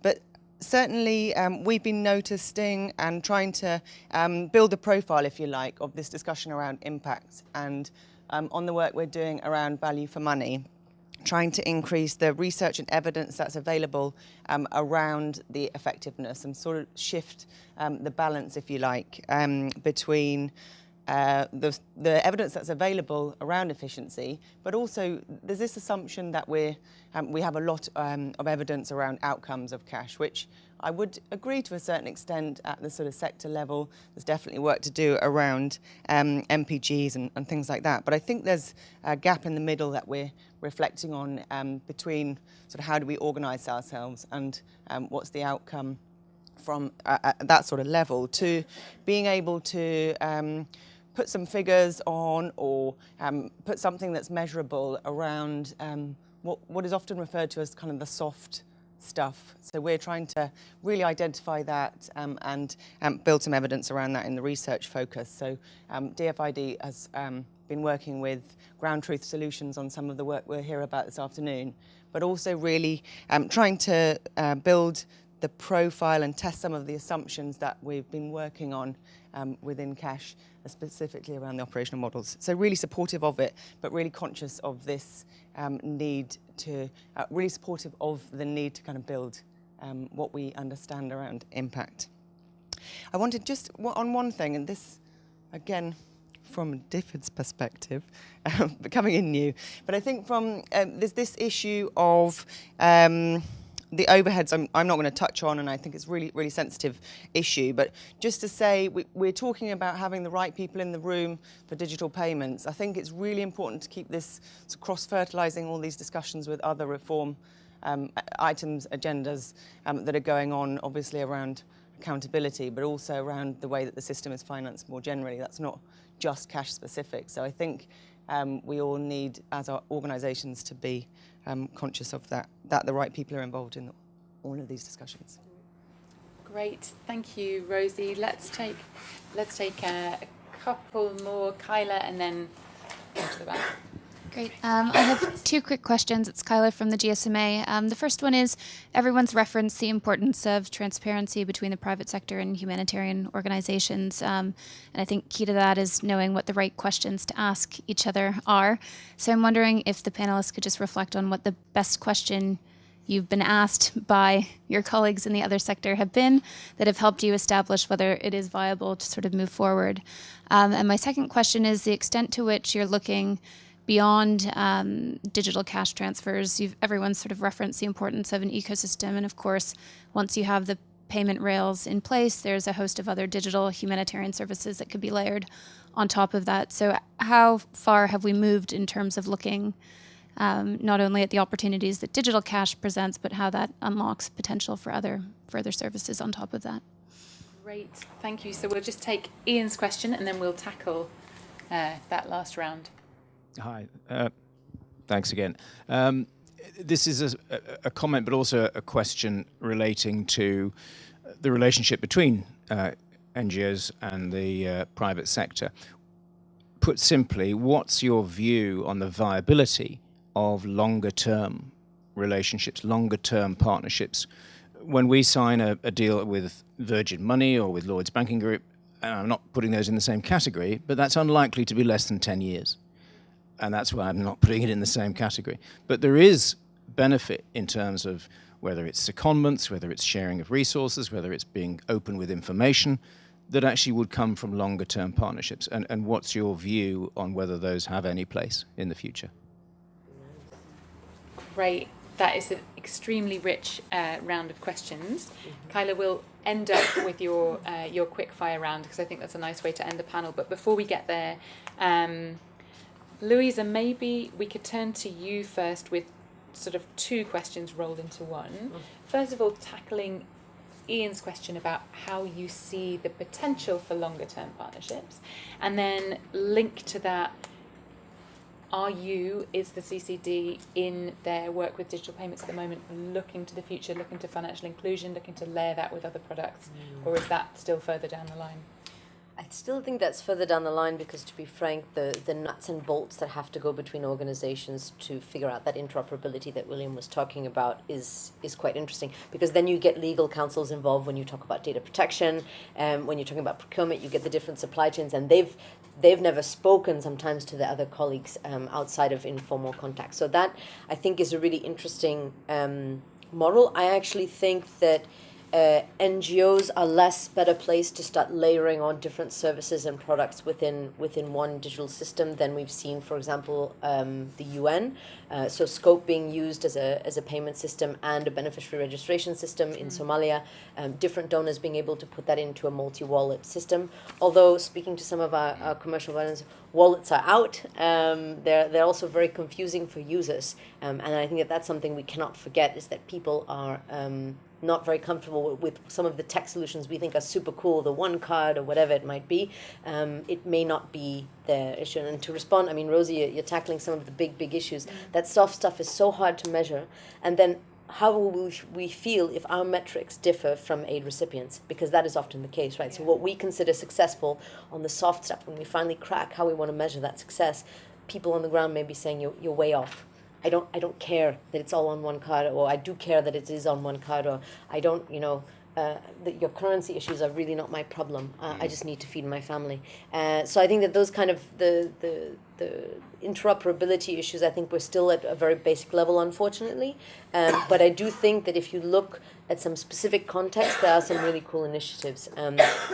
I saw some colleagues from ICRC, they're looking at digitizing certain services, and there have been discussions around in-market systems or ecosystems where digital payments and processing is more common. You can start to to layer on those services, so it's not just about paying out of financial assistance. I will add one thing, and a little plug for the course online from the Digital Frontiers Institute and ELAN, which I just completed. Can't stop learning. But one of the things that was really interesting within that was to look at this idea of financial inclusion. Oh, it's a buzzword. It's really important. Sometimes our programs are not meant for that. And I think, going back to Ian's point, it would be brilliant if we could sit and have a 10-year partnership.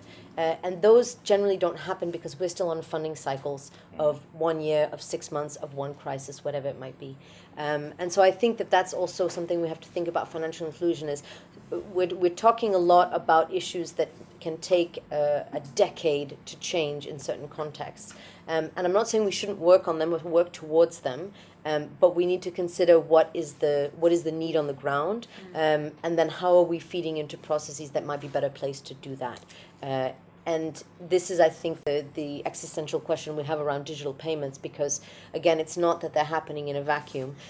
While it's really good to connect people to services and systems that they already know, sometimes there is an impetus to develop something new to reach people who didn't have that access before because they're interested. And I know that conversation is going on in Myanmar, which exploded in terms of connectivity, still has a long way to go in terms of digital payments, but it's something that people on the ground are saying, this is important to us. We now have this mobile phone. How can it actually work for us? Great, thank you. I'm conscious we're running over a little bit, but Lee, if I could just put to you the question from our WFP colleague about how are we thinking through, when we consider the service or the tool that the end user will receive, how are we thinking through putting some power in their hands, giving them the how are we strengthening accountability through what we're putting in the end user's hands? Okay, so there are from focus on the technology perspective of it, I guess. Then first of all, there are lots of really clever things that you can do in terms of what an account or card can do. And it actually ties in today to universal credit, for example, which is the big news item in the UK in terms of the delay. It's about empowering the individual, and the individual has various controls, etc., that they can use with the card. Today, when we roll it out with you guys in the humanitarian responses, we don't really put any of that functionality on there, and we don't stress to the card holder what they can actually do with the card, how they can protect themselves, how they block the card, how they stop it from being compromised, how they stop it from being used at an ATM, by being able to switch it on, switch it off, being able to control the maximum amount of point of sale transaction. All of those things are really, they exist, but we don't probably use them today, even on our own accounts. Right? So we sit here and we have the problem looking for a solution. We know that's a big thing, and we know as an issuer why it's a big thing, because we want you to take more responsibility for fraud. So if we can start to educate you in terms of how you operate your account, we are likely to have less fraud because your account will be switched off when you don't want it and switched on for the moment when you want to make the transaction. Those types of things are useful in terms of, particularly in a humanitarian crisis, in terms of, can we spot patterns of transactions? Can we see things that are, could we do more to protect the individual by seeing that there could be abuse of the person concerned? That they're going to the ATM 4 times, and all these types of things build into our fraud rules now. It sounds terrible.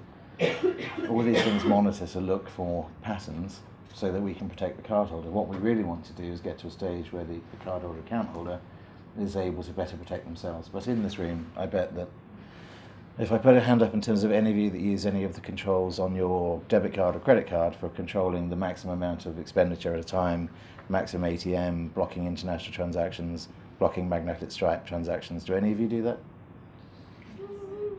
Okay, but this is progress. This is progress, and that's the future. That's how it definitely goes. Putting the empowerment down to the account holder to better control it. It's then not so much up to us to monitor. We can tell you what's happening in terms of all the data feeds and the real-time feeds in terms of transactions, but it does mean we can give the individual better control, and I think that's really important. That's the one bit I see as fundamentally changing in the payments world over the course of the next 5 years, is that you will put those controls in, and it will be you that decides. It's not the bank that says your ATM limit is €300 a day. It will be you that decides. Really interesting, thank you. So then, just to close us out, let's turn to Kyla's question. This is all about working together better, and working together better has at its core transparency and learning about each other, but do we know how to ask the right questions? Joe, what's the best question you've been asked by the private sector? And if you can't think of one immediately, what would you like them to be asking you? No, I was thinking about it when you posed that, because I knew that Sophie would come to me first. And I'm not sure. I suppose there's 2 answers. There's the best question in the sense of the most unusual, amusing question, and then the best question in terms of, from a partnership perspective, the most useful question that I've been asked, because I've been asked lots of interesting and strange things by colleagues in the private sector about, what really are the differences between operating in a conflict and a natural disaster, and what are the risks that people are facing on the ground. But I think that actually and in the end that comes down to, although sometimes those questions come across as, for me, slightly strange, but I've been working with the ICRC for a very long time, I actually think that's for me, the most useful questions I've had when I've been dealing with primarily with financial service providers at the national level, where they've asked me, well, explain to me, tell me, I'm not there on the front line of Ukraine, I'm not there in Kandahar in Afghanistan, I'm not talking to those affected people, so I need you as the ICRC to be the conduit and tell me, well, why is that farmer in Kandahar not accessing my financial services? What does he understand as the risks? What is his daily life? And why is he already not interacting with us? And I think that was quite interesting. And I don't, and we'll have this afternoon with Ground Truth Solutions, and I think this will be a really interesting conversation. You know, we as much as possible, affected populations should be speaking for themselves, but we know that as humanitarians we do bear a certain responsibility to be a conduit of information and to speak on behalf of affected populations. We need to get the balance right, of course, but I think that for me was some of the most interesting questions I've had from financial service providers in those contexts, particularly in conflict contexts where those financial service providers may well have been functioning previously but no longer are functioning. So they no longer have that daily reality. And I know we're not expecting, and not all financial service providers are talking about the last mile, but I mean, if you talk about a bank or a post office or a mobile money provider, they do have agents on the ground, but in a conflict setting that changes. Infrastructure is damaged, they don't have the same knowledge of the situation that they had previously in a reasonably stable environment. So for me, that was always the most interesting question I've been asked is how can we as humanitarians explain to service providers, financial service providers, what the reality is on the ground for conflict affected people, and that we can have a conversation around risk appetite. And this for me has been the most interesting one, which is how do we have that conversation between the humanitarians, between the affected communities, between donors and between financial service providers around risk appetite? Why is it that this bank is no longer providing services to this affected person on the front line in Ukraine, when they used to be able to provide that service before? What's changed from the perspective of the service provider? And how can we sort of bridge that gap and draw people together to understand that, yes, there are risks there, but maybe the risks are not quite as they're envisaged? So for me, that's probably the most interesting question, is asking us to be that conduit of information without pretending to speak on behalf of affected people, but to be that conduit of information and to make that link, because that link is broken in conflict settings often. Brilliant. Excellent answer. Given the time, strict one sentence limit. Sorry. Best question you've ever been asked. No, it was great. Where is this village from a national financial service provider in a very small country? But I think that speaks to Joe's point. And the other one was, you are using Excel for how many households? And you, Lee, best question you've ever been asked. Real question, and it was, but say for example Edward Snowden was one of the applicants, and we were like, stop there. It has to stop now. Fantastic. Thank you so much to the panelists. I'm going to hand back over to Elan to sum up and to close us out this morning. That was really excellent. Thank you very much. Sophie, yeah.